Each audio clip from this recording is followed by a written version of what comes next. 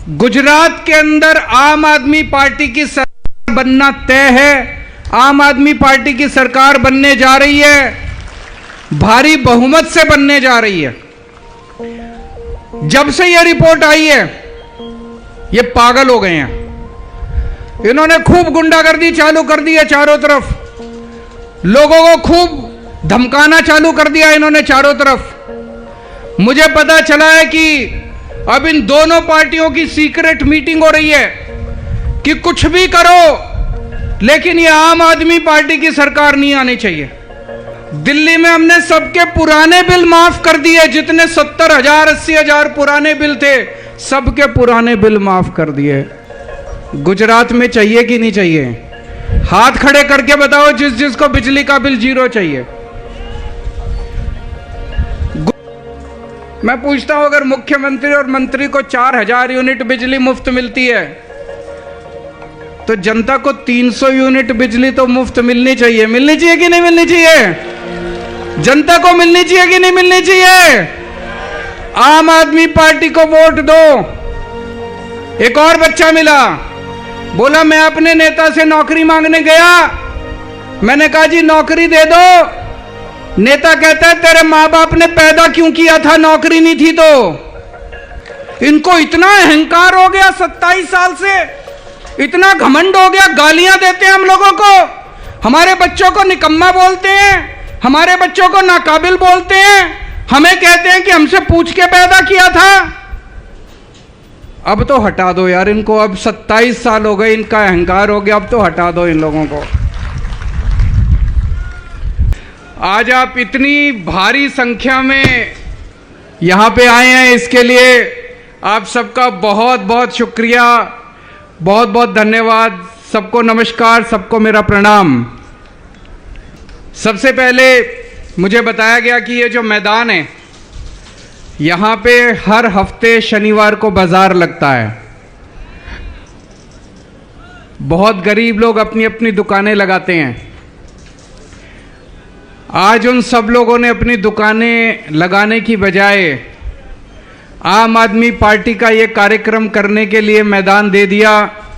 मैं आप सब लोगों को नमन करता हूं, आपका बहुत बहुत तहे दिल से आभारी हूं। और जब गरीबों का आशीर्वाद मिलता है तो ऊपर वाले का आशीर्वाद मिलता है, भगवान का आशीर्वाद मिलता है। गरीब के दिल में भगवान बसता है और आपका आशीर्वाद मिला है। अब गुजरात में परिवर्तन आके रहेगा, गुजरात में परिवर्तन जरूर आएगा। पिछले कुछ महीनों से मैं गुजरात आ रहा हूं, इतना प्यार मिला है, इतना प्यार मिला है गुजरात के लोगों से, मैं उसको बयान नहीं कर सकता, मेरे पास शब्द नहीं है। मैं बस इतना कह सकता हूं कि दिसंबर के बाद जब सरकार बनेगी, मैं आपके प्यार का और आपके विश्वास का कर्जा भी उतारूंगा, एक एक काम करूंगा, जो जो हम कह रहे हैं एक एक काम करूंगा आपके लिए। मेरे को राजनीति करनी नहीं आती, मैं पॉलिटिशियन नहीं हूं, एक आम आदमी हूं, साधारण आदमी हूं। पता नहीं ऊपर वाले की कोई कृपा हुई और ऊपर वाले ने मेरे को दिल्ली का मुख्यमंत्री बना दिया। मेरे को राजनीति करनी नहीं आती, काम करना आता है। मेरे को भ्रष्टाचार करना नहीं आता, गुंडागर्दी करनी नहीं आती, शरीफ आदमी हूं, काम करना आता है। मेरे से स्कूल बनवा लो, मैं स्कूल बना दूंगा।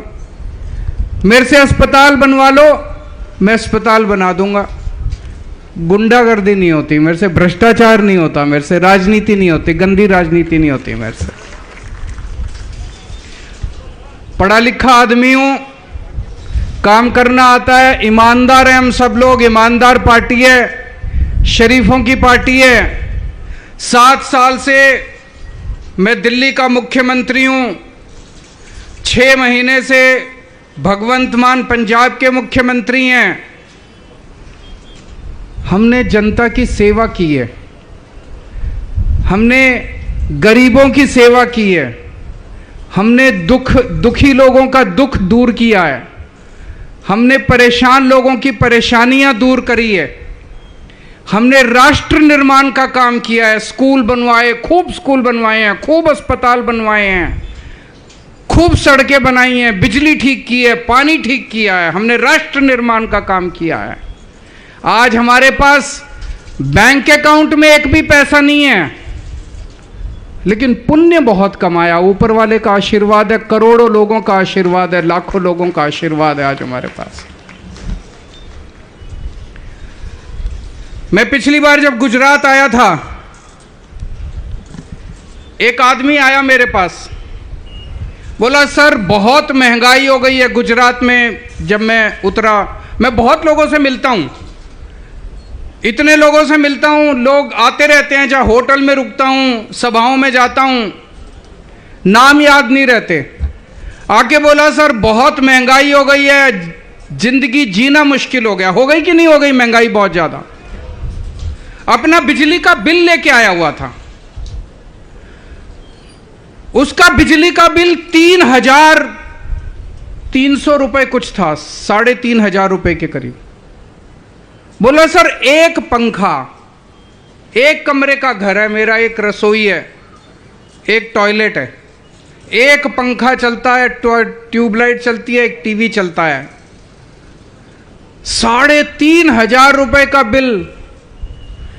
और बोला पुराना इन लोगों ने 70,000 रुपए का पुराना निकाल रखा है, पुराना 70,000 रुपए का। बोला सारा गलत है।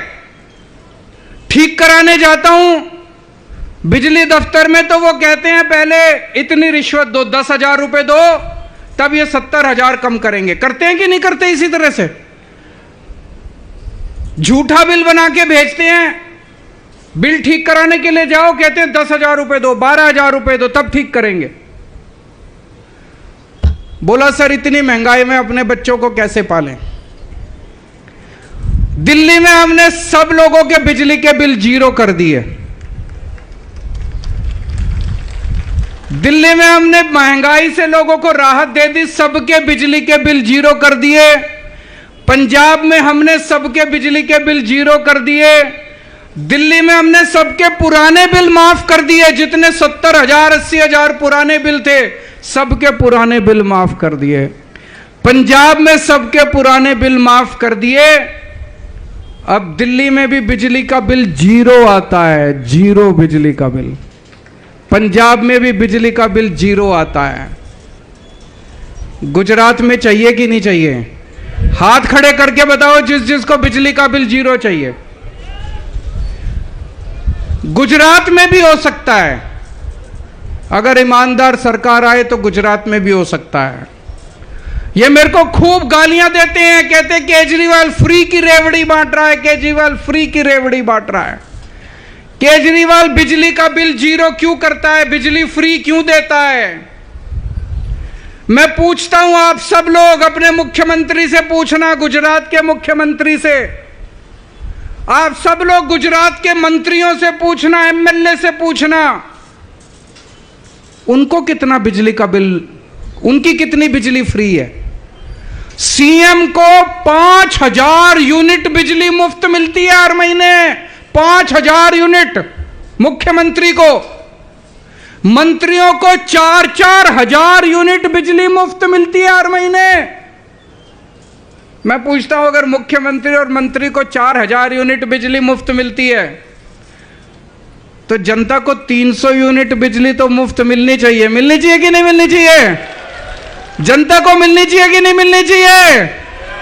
आम आदमी पार्टी को वोट दो, आम आदमी पार्टी की सरकार बना दो।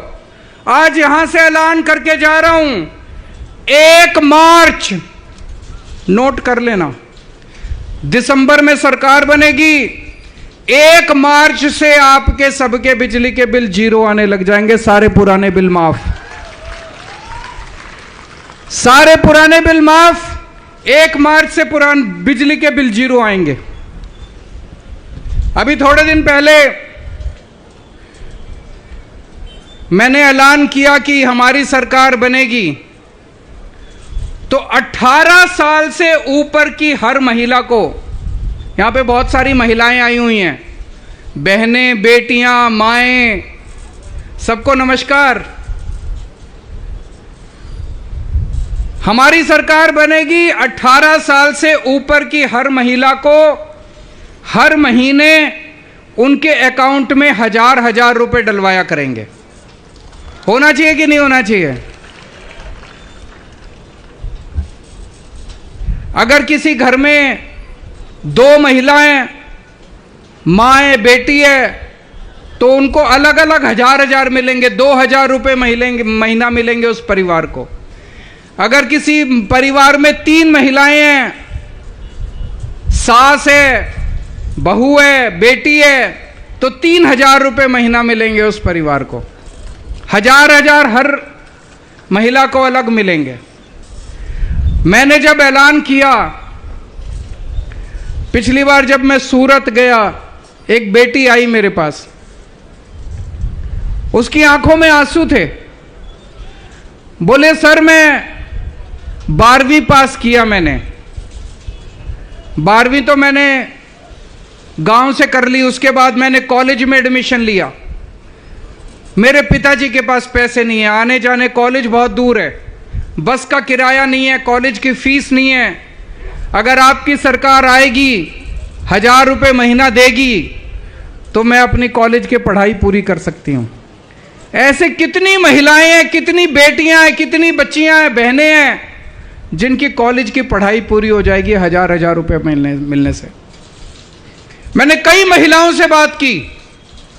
आजकल इतनी महंगाई हो गई, घर का खर्चा चलाने के लिए कई बार बच्चों का दूध काटना पड़ता है, बच्चों के फल काटने पड़ते हैं, सब्जी नहीं खिला सकते बच्चों को। 1000 रुपए मिलेगा तो अपने बच्चों को 2 टाइम दूध दे सकती हैं, अच्छी सब्जी दे सकती हैं, उनके खाने पीने का ख्याल रख सकती हैं, उनकी पढ़ाई का ख्याल रख सकती हैं। बुजुर्ग माँ है, घर में बेटी आती है ससुराल से, मां का मन करता है उसके हाथ में 100 रुपए रख दूं। करता है कि नहीं करता मां जी? मां का मन करता है उसके हाथ में 100 रुपए रख दूं। कभी पति की तरफ देखती है, कभी बेटे की तरफ देखती है, कुछ देगा तो मैं रखूंगी। लेकिन अब देखना नहीं पड़ेगा, अब आपका केजरीवाल आपको 1000 रुपए महीना देगा। अपने कमरे में जाना, तकिए के नीचे से 1000 रुपए निकालना, अपनी बेटी के हाथ में रख देना।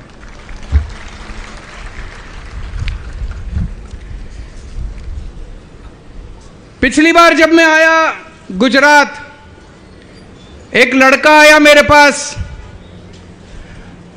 बोला सर मैं अपने इलाके में अपने नेता से मिलने गया, इनकी पार्टी के नेता से मिलने गया।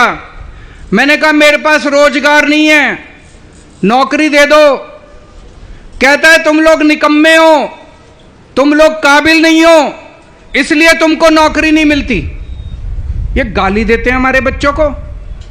मैं आपसे पूछना चाहता हूं, निकम्मा कौन है? निकम्मे इन नेताओं के बच्चे हैं कि निकम्मे आपके बच्चे हैं?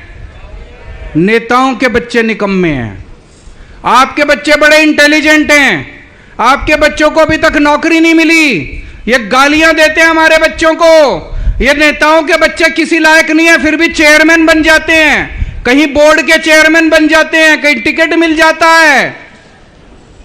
एक और बच्चा मिला, बोला मैं अपने नेता से नौकरी मांगने गया।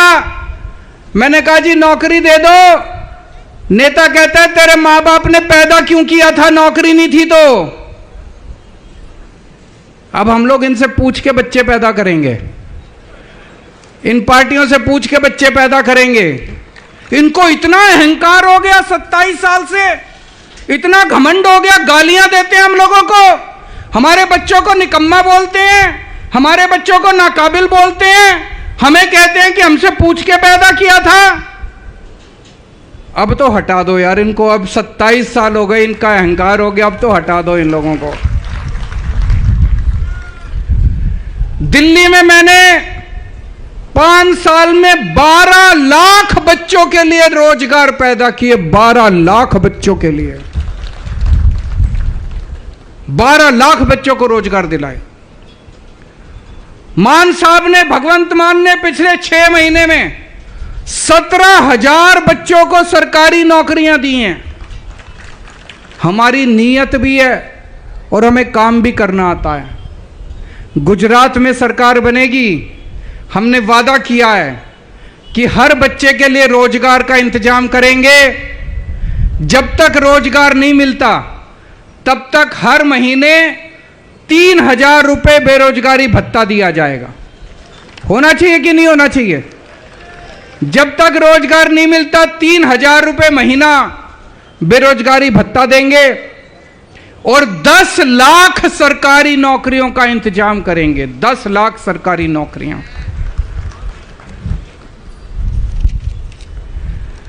अगर अपने बच्चों को बेरोजगार रखना है, गालियां खानी है, इनको वोट दे देना। 27 साल से यही चल रहा है। और अगर रोजगार चाहिए बच्चों को तो आम आदमी पार्टी को वोट दे देना, झाड़ू पे बटन दबा देना।